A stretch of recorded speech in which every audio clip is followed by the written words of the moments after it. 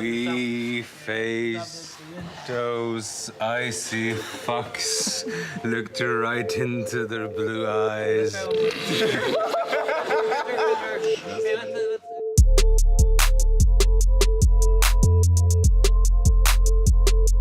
The feast was a wonderful sequence. It was 17 pages long, in one room, and many different things going on. That was really fun, that the feast scene being one of the first scenes we shot. We had a room full of cast, and it was like coming back to school on the first few days when everyone's just so hyper to be back. We're like having fun, cracking jokes, like having a really good time. And yeah, it was good fun. You didn't know Denmark was a country until you met Nikolai. For characters like me, it's great, you know. Get to relax for a little bit, you know, have a drink, hang out with my pals. And obviously after what happened in season 3, rumour has obviously got around that he's talented, so. Yeah, there's that. It's holiday time for Pod. Of course, it's horrible that so many people has died, but still, the show must go on. Life must go on. You have to celebrate it somehow. So the only way is to get very drunk and to have a lot of fun. To Arya Stark, the hero of Winterfell. That feast scene in episode 4 that was a bitch. That was a bitch to plot out. It was a real bitch to shoot. And it's because so much of the scene, like a lot of, I think, the best scenes on Game of Thrones are about what's not being said. If you turn off the sound on that scene, the hope would be that you're really following all of the emotional arcs through the looks that all of the characters are giving to each other. That's very difficult to pull off, and it takes a director of precision like David Nutter. It takes actors of extraordinary intelligence and empathy and patience. And it takes writers like David and Dan who can really structure it. That was a fun sequence. We had to catch all these, you looking at him, looking at you, but you're not seeing me, look at him, looking at you. And a lot of glances, and that happens at parties. I had to do this in a way that everything's connected, but also everything's not connected. So it's all about a question where you put people, and I set it up. So the plan which David came up with was you put them into groups and isolate them to a degree, which we can do with camera angles, so that once a certain group has shot out its piece, we have them traveling up the hall which connects to the next group. So just clever choreography. As far as the lighting, it's always tough because you have all those people eating. You want to shot multiple camera because there's multiple people talking, and so you want to create something that is flexible. So my trick was candles. What we did, we built some boxes under the candle, like some little riser, and inside I had little lights. So the light was coming from the glow inside the table and not just a general top light. Most of our drama scenes were action scenes, simply in terms of the number of bodies that we had on the ground. When you have that many moving parts, it's always going on, and you're always painting a picture behind the actors who are giving the dialogue or walking through the frame. If I was to try to find you and Dan somewhere in the episodes, would I be able to? I think maybe. A madman or a king!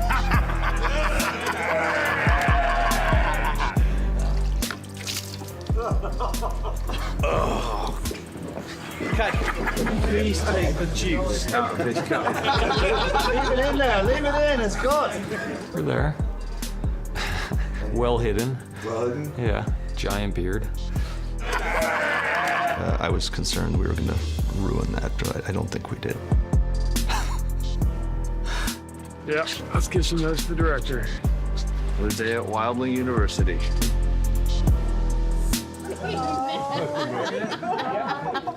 Sean? I'd smile, but my beard will pop up.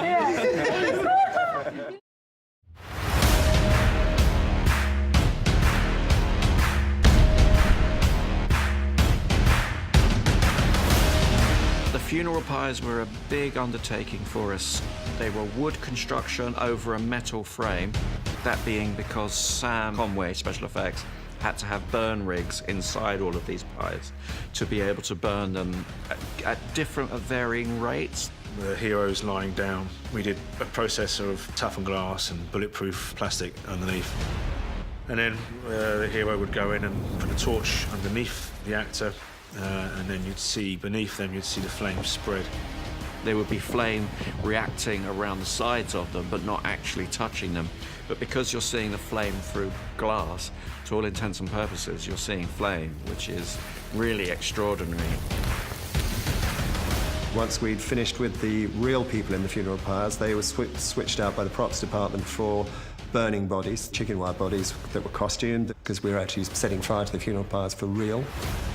It was a huge burn in terms of fire. So we had fire support, medical support, and that was the classic, biggest, widest shot of Winterfell with the hugest effect in the front of it. What I remember is that it was incredibly hard to put out, which I did say it would be very difficult to put out. It gets very hot, and everyone has to move back because they feel the flames. I knew the shot was over when I saw Bran running past me. I was like, well, that's got to be over if Bran started to walk again.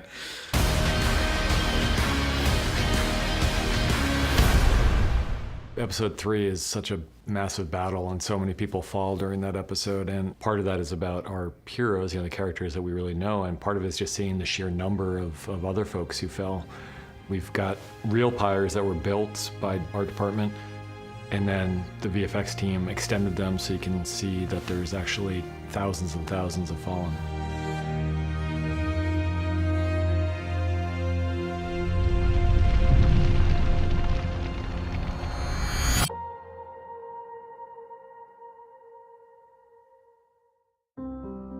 So what was important with respect to the funeral in episode 4 was the fact that I wanted to make sure that there was some big scopy stuff that was important, but also there was some really intimate moments between the characters that I didn't want to lose. There was a moment in which Dany says goodbye to Jorah, where Sansa says goodbye to Theon. So I wanted to make sure that that was really covered in the proper fashion. That was really hard. I remember right before my take, putting the pin on Alfie, David Nutter came up, the director, and he was like, you never got to say goodbye, and you never told him that you saw him as a Stark. And then I was like bawling, because I'm thinking like, I will never properly get to say goodbye to Alfie as Theon. Like, that would be so crazy. It was something in which we all have situations in our life where people that die at the wrong time and things happen before you expect it to happen, where you say to yourself, I wish I had said this, I wish I had done that. So I wanted to make sure that there was something gnawing at her. She took that nugget, made it into something special. She's that great of an actress. She really did a tremendous job there with that. The emotion was easy to capture because the emotion was very real. These are people who've been working together, and some of them for 10 years. Yeah, it was a very difficult thing to say goodbye. Even if the ceremony was fictional, the goodbye and the emotions in the goodbye were very real.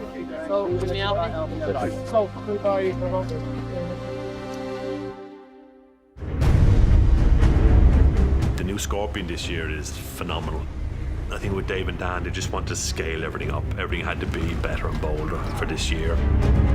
I was hoping to use the same one again, thinking, well, it was great last year. I mean, what could we possibly, what more could you want?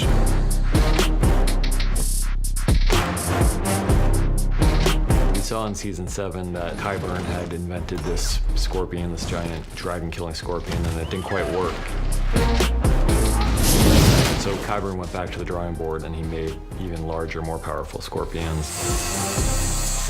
What we need to create this one is make it bigger, stronger, a bit more dynamic. It's 65% bigger than we did previously on season 7.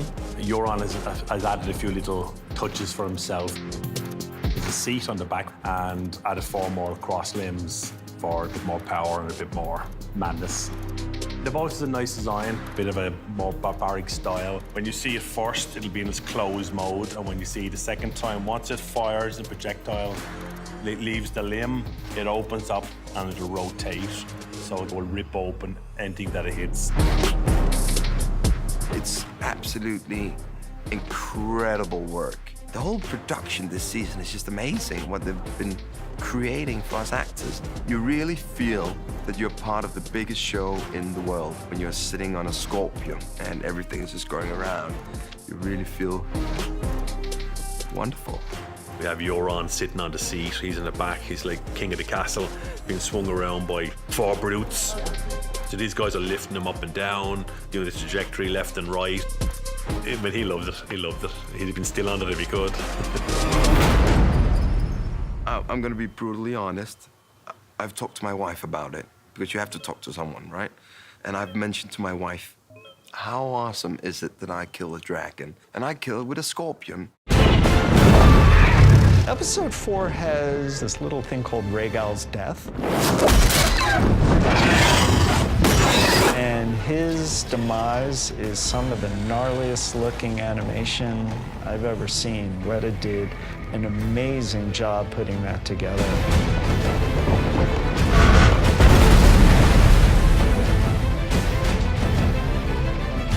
In the end, we have a couple of shots of the destruction of Dany's ships. So again, we kind of are in a completely digital scenarios to show how these bolts up close puncture into the ship and tear it apart. And the last shot is a very special one. It's one of Tyrion having this long shot running across the deck. That was another one-er, but kind of a cheated one-er. So we had him running around the deck. We had some physical effects there, but a lot of it we did later. Love it. Love it. And when they're done in one shot, like this is, one continuous thing, it doesn't let the viewer off the hook. All the boat work for Game of Thrones essentially is done on a set piece that's out in this location, Banbridge. Everything that you've ever seen on a boat in Game of Thrones where people are standing, walking, or talking on a boat has been done on that ship. It's surrounded by green screen, and everything around the boat will have to be replaced with CG water or water photography.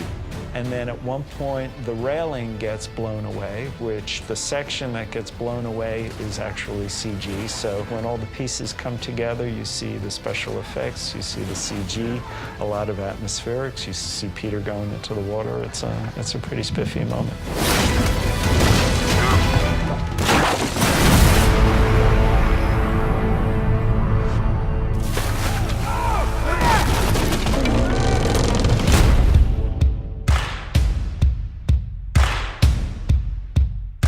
King's Landing, City Wall and Gate. We sort of saw this as a sort of fortification around the whole of King's Landing. Then loosely based around the walls of Dubrovnik, which have a particular sort of style to stonework, which we were trying to hint at.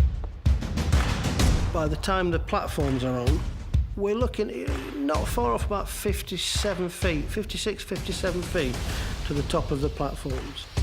The towers are 49 feet high, the wall's about 200 foot long. The King's Landing parlay, the challenge is the size of the set. So we quickly decided and convinced everybody that most of the close-up work would be done on a separate set piece that would be built on the ground, right on the ground, and would put them probably at about 8 feet up. So you're able to talk to the actor, bring the camera in a proper, reasonable level to be able to achieve all the shots we had. Stand down. But it's a little bit of a, Hollywood magic. Another challenge was that, of course, this set is incredibly visible from the surrounding area.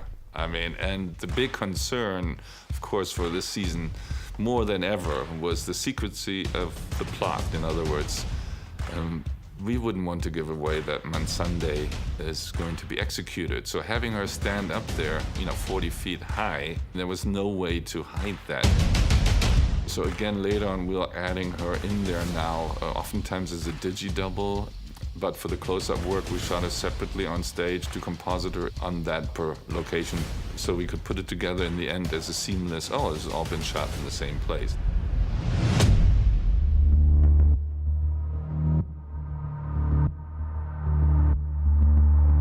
When I read that, it made sense to me immediately. I was like, why is she ever going to do something when someone tells her to do it? She's not going to go, okay. She's going to think, fuck you. Also, it's, you know, Danny's best friend, so she's like, fuck you too. She's fun at parties, that's all I can say.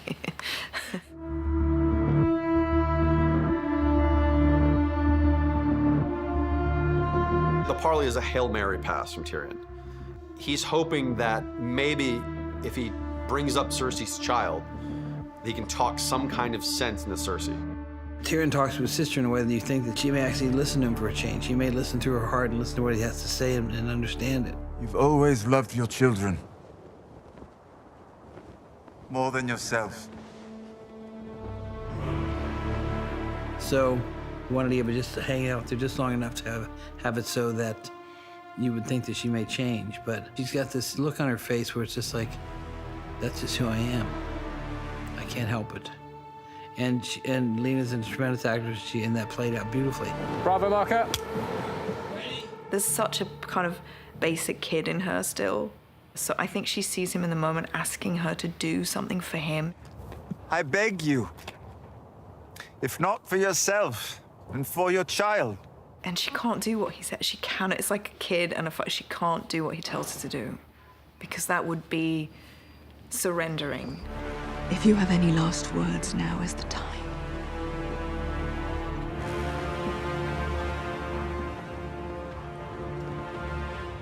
To play that despair, but that also that fight and finding that duality in that moment, it was quite challenging. But David Nutter, who's, you know, wonderful, was really great and supportive and was really good at helping support me in that scene. It's sad. It's a sad moment for her because she's to have liberation and then have it just taken from you. It's heartbreaking. Dracarys!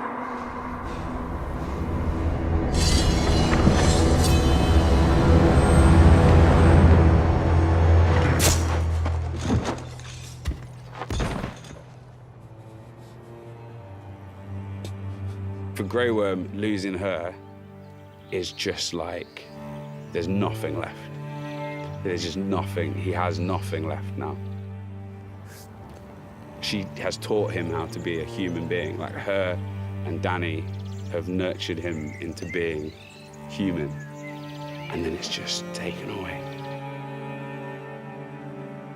And the final shot of Danny walking away, we knew it would be the last shot. It wasn't any question of how we were going to go out of the episode. So it was really a question of how Amelia would convey kind of almost unimaginable sense of anger and rage and vengeance while walking towards the camera and past the camera without saying a word. But I would say she did it.